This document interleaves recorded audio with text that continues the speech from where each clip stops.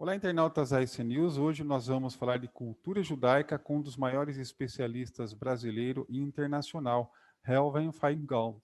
Ele que é diretor educacional do Memorial do Holocausto de São Paulo, historiador, possui mais de 150 artigos publicados na imprensa nacional e internacional.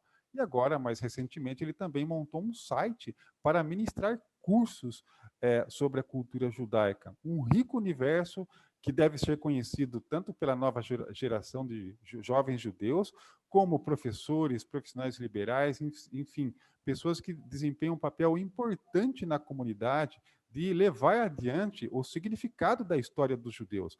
Bom dia, Helven. Em primeiro lugar, como que nasceu essa ideia? Muito bom dia, Reinaldo. Bom dia a todos nossos ouvintes. A ideia, na verdade, surgiu quando eu, já com uma idade um pouquinho mais avançada, eu quero fazer uma espécie de ir encerrando e compilando tudo aquilo que eu fiz durante mais de 40 anos de pesquisa. Então, foram realmente épocas em que eu me dediquei a vários assuntos, os mais diversos. E claro que hoje em dia as possibilidades são inúmeras. Você tem, Reinaldo, pessoas que continuam escrevendo livros, tem pessoas que se dedicam a matérias mais curtas, pois as pessoas, como você sabe, cada vez leem menos, É porque a verdade. imagem é muito mais forte que a palavra. E eu optei por uma via diferente. Minha via é sintetizar tudo aquilo que eu trabalhei através de um site no qual eu possa tanto colocar minhas publicações, que são muitas, porque em 40 anos você pode imaginar, e passando por vários países onde eu morei, a diversidade temática é muito grande. E, ao mesmo tempo, trazer para as pessoas a história judaica de uma forma mais tranquila, talvez eu diria menos acadêmica, para que as pessoas possam aos pouquinhos ir mergulhando nesse mundo milenar que é a nossa história, a história judaica. Então, esse site vem a trazer cursos, principalmente cursos, que estarão destinados para todo tipo de pessoas. Aqui não estamos falando que só judeus podem, ao contrário, eu diria que a minha intenção ao trazer este site é justamente poder divulgar a cultura judaica, a história judaica por cima de tudo, com todas as suas ciências auxiliares, não? Arqueologia, economia, todas as disciplinas, para o público que tem pouco conhecimento ou não tenha conhecimento e queira mergulhar nesse mundo que a gente vai apresentar. E claro que os cursos são dos mais diversos. E se pegamos já assim, de cara o percurso que eu fiz de vida acadêmica, eu comecei na universidade a trabalhar o tema da Inquisição, o tema dos cristãos novos e a Inquisição, que é um tema muito procurado, como você sabe, aqui no Brasil, Uhum. não? Temos inclusive a parte do Nordeste brasileiro, que boa parte da população reivindica raízes judaicas, não? Se consideram, abre aspas, descendentes de cristãos novos. Então, a parte da Inquisição me interessou sobremaneira no início. E tenho várias pesquisas que estão no site, e terminado esse período da Inquisição, que foram, eu diria, uns 5 ou 6 anos que me dediquei profundamente a isto, cheguei em 1990 ao Brasil, já foram mais de 30 anos que eu moro aqui, porque eu fiz meus estudos na Universidade Hebraica, em Jerusalém, e eu lecionei também no Instituto Yad Vashem, do Holocausto, nos anos 80.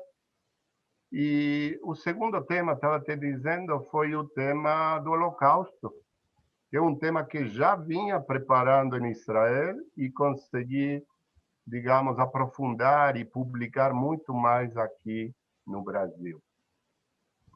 Chegando ao Brasil, em certo momento, fui procurado para fazer uma pesquisa sobre os famosos pergaminhos da Torá, que, se vocês lembram, nos anos 90, saiu uma notinha na revista Veja de uns pergaminhos que estavam na Biblioteca Nacional no Rio de Janeiro. Lembro, E lembro na sim. época, a Casa de Cultura de Israel me solicitou se eu poderia ir para o Rio de Janeiro para ver esse material. Grande foi minha surpresa quando vi os pergaminhos da Torá. Estamos falando do Museu Nacional que pegou fogo, como todo mundo Sim, sabe, sim. no Rio de Janeiro. Uns 2 anos atrás foi esse episódio, e um pouco mais até. E, na verdade, a partir daí, comecei a mergulhar em um terceiro mundo, depois da Inquisição e o Holocausto, que foi a questão dos judeus e o Império. Porque o Museu Nacional é o lugar onde nasceu Dom Pedro II, na Quinta da Boa Vista, em São Cristóvão. E lá eu me deparei com mais material em volta do judaísmo e o Império. E claro que aí, estando no Rio, é um pulo chegar a Petrópolis. E aí foi quando descobri o diário de viagem de Dom Pedro II à Terra Santa, a Palestina, na época turco-otomana. Uma É preciosidade um esse diário de material, né? viagem que ele fez em 1876, quando ele viaja com uma comitiva de 200 pessoas, uma viagem peregrinação como devoto cristão. Então, aí já temos 3 áreas muito grandes de pesquisa que eu fui abordando e estudando. As pessoas, às vezes, não tomam conhecimento como é difícil chegar, muitas vezes, às fontes. Às vezes, você pode chegar por acaso realmente, porque você vê que eu descobri o diário por acaso, indo a pesquisar os manuscritos da Torá. Mas outras vezes não é por acaso. Você está procurando um documento, chega até ele e você diz, puxa vida, isto aqui merece uma bela matéria. Aí você tem que, muitas vezes, transcrever o documento quando ele não está impresso e ele está em paleografia, paleografado. E, a partir daí, sim, você começa a estudar o texto, a dialogar com o texto para poder fazer uma matéria bacana, atrativa, com uma boa linguagem. Então, aqui você tem várias coisas. Você já pode ir percebendo de minha fala.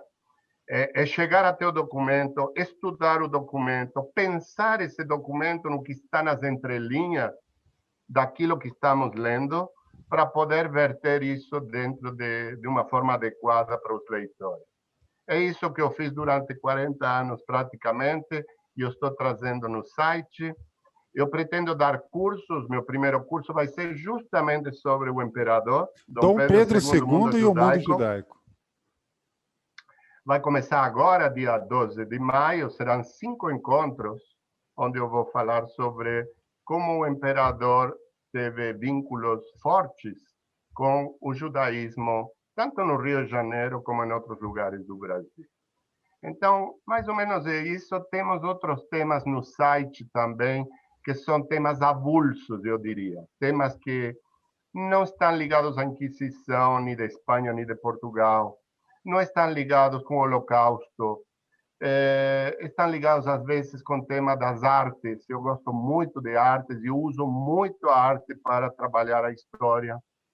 E temos temas relacionados ao Estado de Israel, ao movimento sionista, enfim, é uma diversidade temática muito, mas muito grande. Eu acho que as pessoas vão poder estudar bem a fundo esses assuntos comigo. Aliás, eu estou aqui acessando pelo celular, a gente tem aí os cursos de instituições políticas em Israel, misticismo judaico e Cabalá, que sempre também despertam muito interesse das pessoas a Cabalá, né? Sim, eu vou te dizer uma coisa. A questão da mística judaica e a Cabalá surgiu, meu interesse surgiu como um desdobramento, porque toda essa questão da mística judaica e a Cabalá se desenvolveu uma pequena cidade da Terra Santa, da Terra de Israel, que é a cidade de Safed. Safed é Tzfat em hebraico. Era o berço da Cabalá. E a maioria eram cristãos novos, Reinaldo, que saíram da Espanha, saíram de Portugal, fizeram um percurso pela Europa, entraram no Império Turco Otomano, via Istambul, não? A antiga Constantinopla, e chegaram ao Levante, como era chamado, a Palestina turco-otomana. E a partir daí eu me aprofundei em alguns sábios da Kabbalah, como o Rabino Yosef Karo, o Moisés Cordovero, o famoso Salomão El-Kabetz, Alevi El-Kabetz, que fez o Lechado Di, que é uma plegária que todos os judeus recitamos no Shabat, no sábado. E aí fui mergulhando na questão do misticismo, esoterismo judaico, os livros mais importantes, o famoso Sefer HaYetzirah, o livro da criação, o livro do Zohar, o livro do esplendor.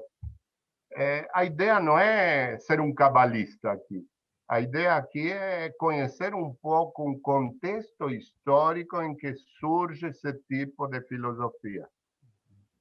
Quem pode estudar essa filosofia? Que temas retrata essa filosofia chamada filosofia da Kabbalah, do misticismo, ocultismo ou esoterismo judaico? E isso temos um curso também, acho que são, não me lembro se 3 ou 4 aulas, que eu vou dar, porque esse esoterismo esteve tanto na cidade de Tiberíades como na cidade de Safed, que eu acabei de mencionar. Agora, Helven, assim, quando você pensa todo esse conjunto de acontecimentos, e hoje você até fez um comentário logo no começo, as pessoas estão lendo menos e estão acessando mais o visual. Você também, né, está justamente fazendo essa ponte de facilidade, já que as pessoas estão vendo mais, você já está presente nessa visão, né? Exatamente. Já que você falou na questão da falamos da questão da força da imagem, eu queria dizer para as pessoas que estão nos escutando que todas as apresentações dos cursos serão em PowerPoint. Então as pessoas vão poder enxergar a história judaica. Não é... Antigamente, Reinaldo, a gente dava aula com giz no quadro e saliva. Só. E todo mundo prestando atenção, né? Saliva e giz, e não tinha outra. É verdade. Mas o aluno não enxergava a história. Era difícil. Hoje, você tem acervos de imagens, bancos, são chamados de bancos de imagens, enormes. Você tem sites de museus para poder puxar imagens e trazer para dentro de tua apresentação. E é o que eu faço. Os PowerPoints estão, não é por nada, sem falsa modéstia, primorosos. Que hoje que as pessoas leem menos, e a força da imagem tomou uma força, um vigor muito grande. E cada apresentação, as explicações não precisam ser extremamente extensas. Muitas vezes tem que ser explicações pontuais, precisas, mas ao mesmo tempo a pessoa tem que enxergar isto dentro de alguma imagem, para que isso tenha algum significado para ela. Então não adianta falar de alguma figura, um personagem da história judaica, se eu não posso trazer um portreto, um desenho, uma fotografia sobre esta figura da qual eu estou falando. O mesmo digo sobre um texto. Estávamos falando da mística judaica, da Kabbalah. Peguemos o Sefer HaYetzirah, nós temos frontispícios, que são as capas desses livros, que vale a pena trazer dentro do PowerPoint para a pessoa que está te escutando. Então, o tempo todo eu procuro trazer imagens que possam ilustrar muito bem aquilo que eu venho a explicar para as pessoas.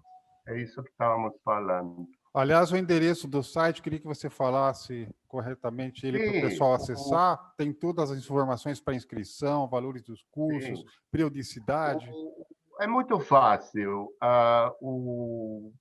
O espaço virtual que eu coloquei, site hoje falado, é www.reuvenfeingold, como aparece aqui, tudo junto, minúsculo, .com. E aí as pessoas entram e vão poder navegar E a parte, obviamente, da minha biografia, tem parte da mídia, tem um depoimento muito bonito de uma pessoa que começou comigo, que hoje em dia é muito conhecida no Brasil, que é o Leandro Carnal. Uhum. Nós começamos juntos a dar aula no Colégio Yavne há 20 anos atrás, 18 a 20 anos atrás, quando ele era bem novo também. Aliás, tinha cabelo. Agora já ficou para E eu me lembrança. lembro muito bem dele, porque ele dava história, eu dava história judaica, e conversávamos muito na sala de professores. Até hoje eu guardo um contato muito bom com o Leandro. Ele fez um bonito depoimento no site para mim. Além disso, estava dizendo as publicações e os cursos e palestras. E as pessoas já podem se inscrever, sim, dentro do próprio site. E o dia 12 de maio começará o primeiro curso. Não falta muito, uns 14 dias, estamos Dá falando. tempo para se inscrever. E o primeiro curso vai ser justamente sobre o imperador, que é um tema que eu gosto muito. As pessoas que me conhecem também adoram de escutar quando eu falo do imperador. Na internet tem alguns vídeos que eu fiz sobre Dom Pedro II e o mundo judaico. Então, serão 5 encontros nesse primeiro curso, a partir do dia 12, que é quarta-feira, sempre das 6 às 7 da noite. A gente escolheu esse horário que as pessoas já chegaram em casa, aqueles que estão trabalhando presencial, mesmo aquele que trabalha home office, está um pouco mais tranquilo no final do dia, já fez sua parte, já ganhou seu pão durante o dia e pode um pouco adquirir cultura no final da tarde. Recomendo muito, não porque eu esteja dando o curso, eu acho que vai ter um enriquecimento, uma amplitude de horizontes bastante grande com esse tema. E o segundo tema, que vou começar logo no curso, vai ser sobre a Inquisição em Portugal, tal qual falei, um dos meus primeiros temas. Muita publicação tenho sobre os judeus em Portugal, inclusive vamos falar do messianismo judaico-português, o famoso sebastianismo. Tem gente que conhece o que foi o sebastianismo, a volta de um rei redentor em Portugal, Dom Sebastião de Portugal. Isso fará parte desse curso também. O primeiro curso, 5 encontros, o segundo curso são 6 ou 8 encontros. Aliás, Elvin, como você comentou nessa questão do messianismo, né? Hoje está vivendo aí uma era pandêmica. A gente vê também se estabelecendo até mesmo no mundo uma cultura, vamos assim dizer, apocalíptica, onde a gente vê as manifestações até mesmo da segunda volta de Cristo à Terra. Como que o senhor analisa esse movimento, esse fenômeno social que começa a acontecer nesse momento por conta da pandemia, no aspecto religioso, independente das múltiplas religiões que existem hoje, mas nós temos aí, né, as 3 religiões monoteístas. Qual o seu olhar como historiador sobre esse ponto? Olha, uma ótima pergunta. Eu te diria que tem 2 viés para isso. Em 2 momentos da história, as pessoas começam a falar do fim dos tempos. O primeiro momento é na virada do milênio. Você lembra? Uhum. O ano 1000, na Idade Média, tem até um livro de Georges Duby sobre o ano 1000, um historiador francês da escola dos Annales. Mas na virada do milênio, as pessoas começam a falar do fim dos tempos, da nova era que se abre e tal. No ano 2000 não foi diferente, e a gente vivenciou isso, certo? Havia seitas que se fechavam para estudar, algumas até se suicidaram nos Estados Unidos, não é brincadeira, eu me lembro. Então, esse é o primeiro viés. O segundo seria através de catástrofes, não? Problemas, cataclismos históricos, chamemos isso. Pode ser uma epidemia. Não, me lembro quando estudei a peste negra e os judeus, que é um tema que eu vou falar também num dos cursos, havia pessoas também que atribuíam que o fim do mundo se encontrava no ano 1348, porque essa epidemia, que era a peste bubônica na época, estava matando toda a população da Europa. E nos dias de hoje, a pandemia traz esse tipo de reflexões em algumas pessoas. Eu já sou mais pé no chão. Eu acho que nós vamos passar isto, vamos atravessar isto como foi atravessada a febre espanhola, a epidemia, que nada mais era que um coronavírus também da época, não? Talvez outro vírus, mas a febre espanhola foi superada também. O estrago foi grande na época, não vou dizer que não. Como está sendo agora também. Em muitos países a situação é ruim. Mas eu acho que as pessoas procuram eu diria, Reinaldo, uma válvula de escape às situações e procurar respostas. O messianismo é um pouco também uma resposta a esses cataclismos. Na história judaica, existem teorias apocalípticas de fim do mundo. Eu posso te falar, por exemplo, de Isaac Abravanel, dos ancestrais de Silvio Santos, para os que sabem que Silvio Santos é Abravanel, que escreveu uma trilogia sobre o Messias e o fim dos tempos. Então, nós temos na história judaica essa questão, o ano 1666. Todo mundo sabe que foi o ano da besta para o cristianismo, e o judaísmo teve um ano difícil também, esse ano 1666. Havia, girando na Turquia, um falso Messias, que se chamava de Redentor, era Shabbatai Tzvi. Eu vou dar um curso também sobre messianismo, tem um dos cursos, é sobre isso, e vou falar dessa figura. E as pessoas chegavam à Turquia, a Esmirna, onde ele estava, para beijar sua mão, pois era o fim dos tempos. O Messias está chegando. Então, voltando à tua pergunta, é normal nesse tipo de, como historiador te falo, é normal nesse tipo de cataclismos as pessoas procurarem uma resposta. Seria anormal que não procurassem resposta. Afinal de contas, somos seres pensantes, né?